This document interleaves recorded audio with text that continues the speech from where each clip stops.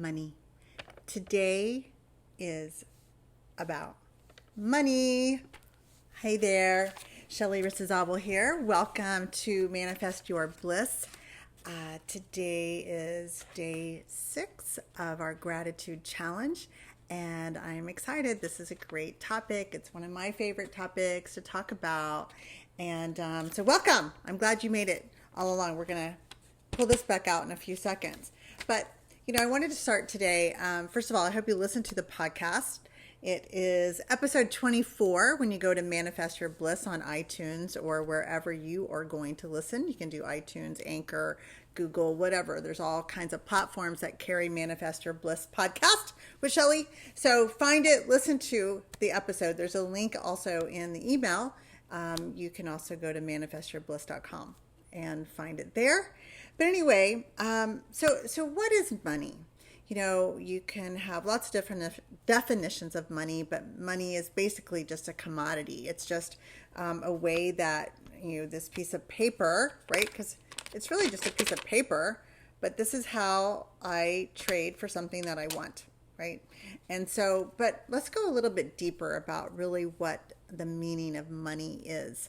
For me personally, and maybe you might have something different, but I think for most of us, having an abundance of money, right? Because that's really what I would think. Abundance can be different for everybody too, that definition, but having an abundance of money equals freedom. Let's face it, if you have financial freedom, then you have personal freedom to make choices or whatever you want to call it. So for the purpose of this conversation and today and talking about how gratitude can play a role in creating an abundance of money, an abundance of anything, let's think about it like that. So if you haven't also listened to episode number 10, I talk about core values. I really encourage you to do that exercise as well, because when you are really real about what is most important to you in your life, what are your core values, like what are you waking up each day to do? For me, one of my top core values is freedom. It's become number one for me right now. Freedom to do what I want to do, when I want to do it, how I want to do it, where I want to do it, if I want to do it, whoever I want to do it with, that sort of thing. So freedom is number one for me. So if freedom is important to you, then there's probably a pretty good chance that your relationship with money is going to be important to your life experience.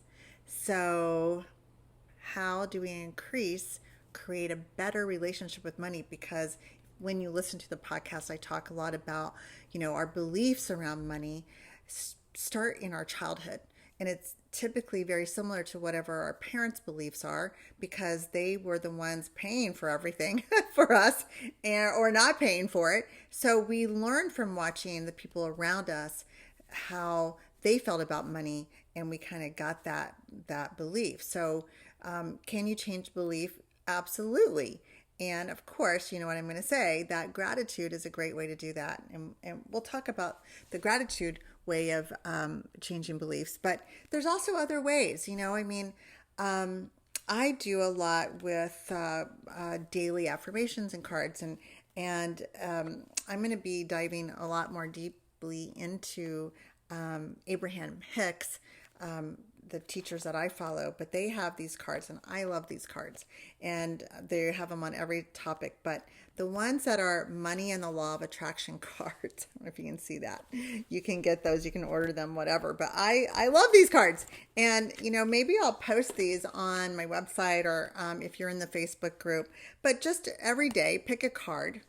And it's interesting because, like, for example, this first card, and I just opened the deck, and this card says, "My financial success does not require hard work." Now, you may have a belief that it takes hard work to make money. And if you have that belief that it does take hard work to make money, then you are going to not buy into the idea that you can simply allow money to flow to you and not have to work hard. And I'm not saying that you don't do action. You absolutely can do action, but you can change your vibration around money and just watch what happens by first starting off being grateful for the money you do have.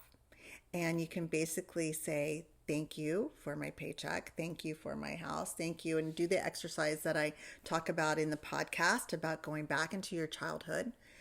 You can also have gratitude for the money that is going to be coming into your life. Be grateful now. You know, in my writings, when I write down what I want, I will typically say that I am thankful for the money that flows to me from a variety of known and unknown resources. And I am so thankful for that. And it's incredible how it happens. You know, I say thank you. I write thank you when I pay my bills.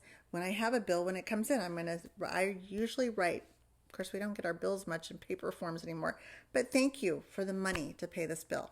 Thank you for the abundance that I have in my life. So get some cards, get something that's just going to kind of make you think about, you know, what are your beliefs around money? It's also been said that we all have this thermostat, right, of abundance and what we allow based on our beliefs and our vibrations. Because, right, I mean, if you think about a belief in money and the law of attraction, that you're going to get to you what you're putting out, right? So as you have a vibration going out, then you are receiving what you're putting out.